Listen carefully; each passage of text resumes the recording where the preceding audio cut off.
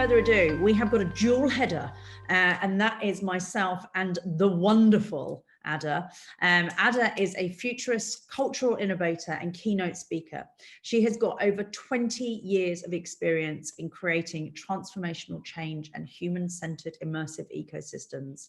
Her current interest lies in the anatomy of transformation and innovation from ancient wisdom, natural systems and indigenous community practices to digital and emerging technologies. And I am overjoyed to be presenting this with her. So bear with me just 1 second whilst I get our screen up. Right, anyway, over to the wonderful Adah. We are going to be doing a dual header, as I said, talking about how we create cultures that enable peak performance. Adah, without further ado, over to you. You're a lot better at this than I am. Oh, I don't know about that, Kate. Good morning, good evening, good afternoon, everybody. It's a real pleasure to be here with you. And as Kate says, it's a great pleasure to actually once again be working with Kate and doing this presentation together. So can we move to the next slide, please? Yeah, okay. So my part of the presentation is actually going to be quite reflective. I'm going to ask you some questions and then Kate is going to ground it all down with some stats and key figures. So my first question to you, and you can choose to answer in the chat box if you choose to, but my first question to you is, who are you? How do you describe yourself? How do you describe your identity? Just take a moment to really think about that. You know, I am a Black woman born in the UK. You know, what are the words and the roles and the things that you think about when you define your identity? And now my question is, why does it matter to you that you define yourself in that way?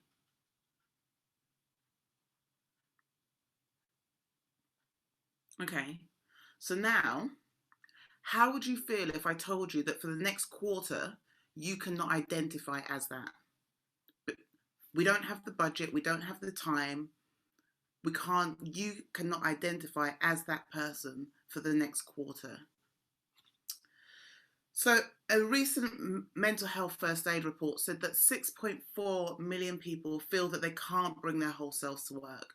43% of those people feel that their colleagues don't really know who they are. We spend at least 8 hours a day in the workplace, so of course it should matter that we're seen and we're heard. And when we're talking about creating cultures that enable peak performance, what we're actually talking about is creating cultures of belonging, where humans matter, where they feel seen, where they feel heard. So how do you start to create that kind of culture? And Kate and I have had several conversations about this, and we believe that the way to do that is to start through empathy. So we're going to ask you a few questions. Well, I'm going to ask you a few questions that help you to get beneath the surface of the who, what, where, when, and how of mattering. So this is not going to be, in any means, it's not going to be comprehensive, but what we're trying to do is give you a light touch to some of the things that you need to consider. I mean, whenever I start a presentation, whenever I start to pull a presentation together, I always start with the same quote in my head, and that is, the purpose of a storyteller is not to tell you how to think, but to give you things to think upon. And I think this whole event is doing that. So the first question to really reflect on: what do you think would be the physiological, emotional and psychological impact on those who show up every day in spaces where they feel that they don't matter, where they feel that they're not seen or heard, or they've been othered? What do you think would be the impact on those people?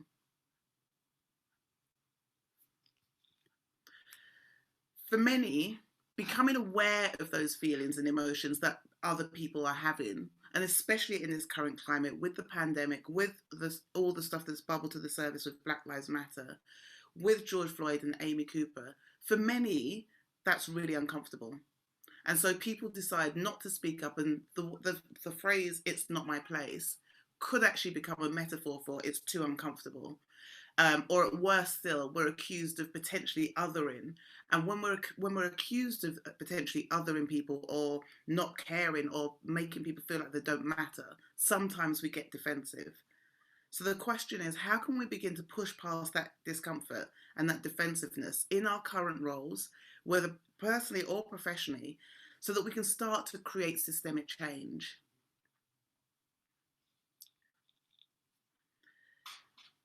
The next question for you would be, okay, so you've got to that, you're starting to think about how we have to lean into this this discomfort. We have to understand that sometimes that defensiveness is not helping. So then what assumptions do you think that you or your organization have made and continue to make about those who are excluded in some way? What are some of the assumptions that you're making about people that you as an organization are keeping in a particular place? The next question is, how does that inform the ritual or processes or procedures of your culture that you continue to use or to build your organization? Do you have a particular way of recruiting? Do you have a particular way of managing CPD? Do you have a particular way of deciding what you're going to do as an organization to try and bring people together? How is that othering people? How is that ignoring some of the fact that some people feel that they aren't seen and heard? What are some of the rituals that you are doing? And now you start to recognize that there's a gap between where you are and where you should be. And what we're looking at, and this is a lot of the work that Cate and we all do, is around how do you then go from doing good to doing great, rather than we're just going to do the right thing. Because what we're trying to accomplish at the end is these cultures of diversity, inclusion, belonging, of mattering. And so recognizing that doing the right thing is not enough. We talk about diversity, and I have this, Cate loves this, I have this saying that on a microscopic level, we would not exist without diversity. So let's just take that as a fact and recognize that everything else is choice and ego. Because it's really easy in many ways to create this sense of inclusion, because it's about choice and it's about perceptions of equity and equality, but that doesn't go far enough. What people really want is a sense of belonging. They want to feel that they matter. And in order to do that, you can't just read books. You have to really get under the skin and understand that what you're doing comes at an empathetic level. Right, over to you, Cate.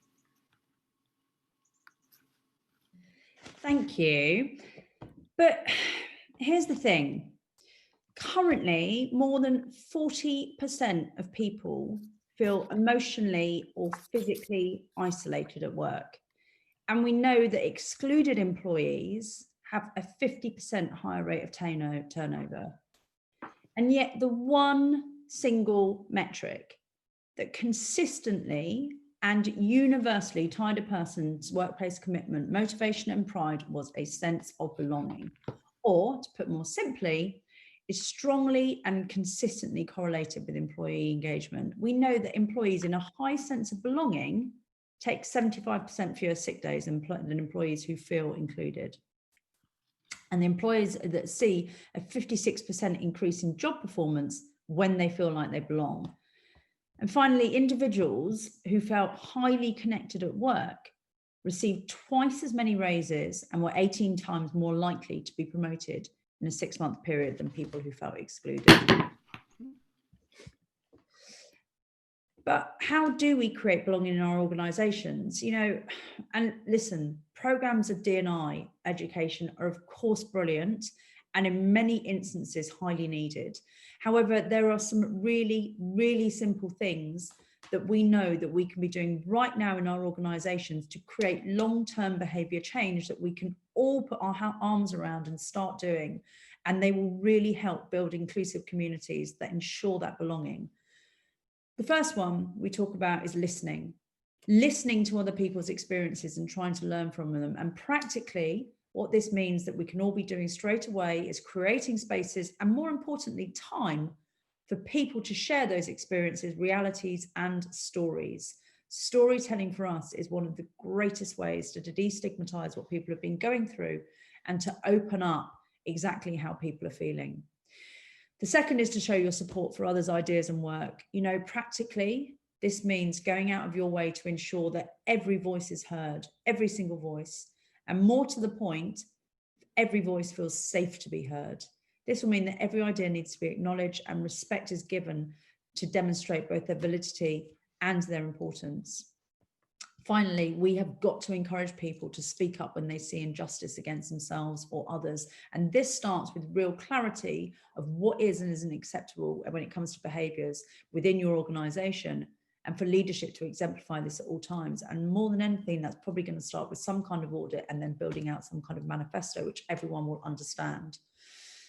However, you know what? Listen, those are simple, but I think we can make this even simpler.